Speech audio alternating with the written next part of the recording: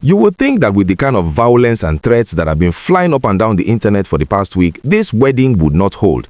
You would think that after a popular Nollywood actress came out with tears in her eyes, blood on her hands, and deep secrets about an 8-year romance, the bride will pause and say, wait, let me check this man well. But no, the wedding has held, the deed is done, and the internet is absolutely losing it. We are talking about the generational prophet himself, Dr. Chris Okafor, the senior pastor of Grace Nation International, formerly known as Liberation City. The headline you saw is correct. He has reportedly tied the knot with his new heartthrob, effectively snubbing all the noise, all the drama, and all the threats from actress Doris Ogala. This is not just a wedding story. This is a movie. If you have been offline, let me give you the file so you understand why this is the biggest story in Nigeria right now.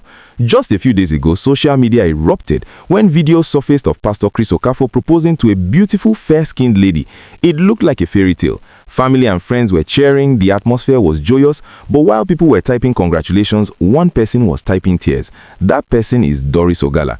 The actress came out with a video that can only be described as heartbreaking. She claimed that she has been in a relationship with this man of God since 2017. That is 8 years, people. 8 years of what she called servitude, intimacy, and promises. According to Doris, she didn't just date him, she left her own marriage for him because he allegedly asked her to. She claimed she got pregnant for him and had a miscarriage, which she says he later twisted to tell people it was an abortion. She accused him of leaking her private videos, yes, the bedroom kind, to lawyers and third parties. She said she lost her younger brother and has been going through spiritual and physical hell, all because of her involvement with this pastor. The climax of this drama happened just this weekend when reports flew in that Doris had attempted suicide. Her colleague Digidi Dunhill posted a video showing her being rushed to the hospital, bleeding heavily after allegedly stabbing herself in the hand. She was broken. She was screaming, "Who will marry me now?" She she swore that she will storm the wedding venue and disrupt the ceremony. She demanded a house as compensation for her wasted years. But fast forward to today, and the generational prophet has moved on like a boss. Reports reaching us confirm that the wedding took place on Tuesday, December 16, 2025, in a posh location in Lekki, Lagos. And guess what? Doris did not disrupt it. There was no scene, there was no drama at the venue. Instead, it was a gathering of the who is who, with the pastor's inner circle rallying around him to show that no amount of online dragging can stop a man of grace. The photos are everywhere. The bride looks stunning, the groom looks unbothered, and the guests look like they didn't even know there was a war happening on Instagram. But this is where the conversation gets interesting, and I want you to listen closely. Nigerians are not dragging the pastor as much as they are dragging the bride. Yes, you heard me. The comment sections are on fire with people asking one question. Sis, did you not see the red flags? People are asking how a woman can comfortably walk down the aisle with a man who has this level of baggage.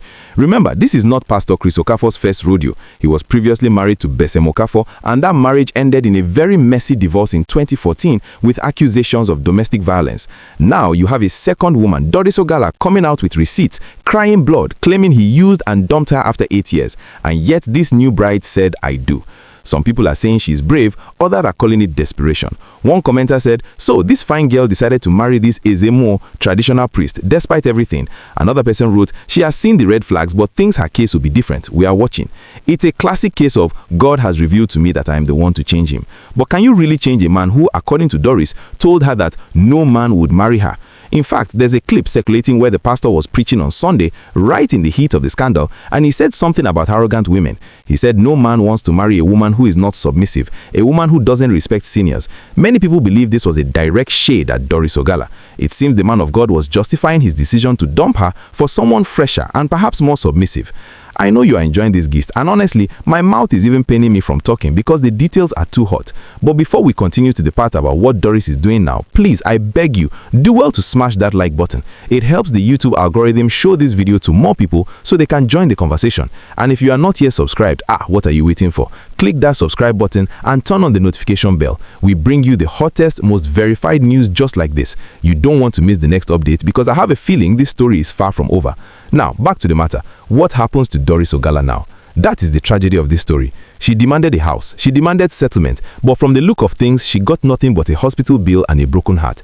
The wedding has held, the couple is likely on their honeymoon by now. Doris is left with the internet feeling sorry for her today, but they will likely forget her tomorrow. It raises a serious question about relationships with powerful men. Why do women wait 8 years? Why do they leave their husbands for men of God without a ring on their finger? Doris asked, "Was I behaving like this before you met me?" implying that the relationship drove her to insanity. It's a cautionary tale for everyone. And let's not ignore the spiritual angle people are raising. Some are saying, touch not my anointed. They believe Doris is just an agent sent to distract the man of God. They are saying if she was truly a wife material, the pastor would have married her. But others are quoting the Bible back to them, asking if sleeping with a woman for 8 years without marriage is part of the anointing. It's a mess, a complete mess. So, the headline stands. Pastor Chris Okafor has wedded his girlfriend. The controversy with Doris made a lot of noise, but it did not stop the music. The generational prophet has secured his new first lady. As for Doris, we can only hope she finds healing and moves on, because clearly the train has left the station. I really want to know what you think about the new bride. Is she brave or is she making a mistake? And you think Doris Ogala deserves any compensation for the 8 years she claims she wasted? Drop your thoughts in the comments. I will be reading and replying.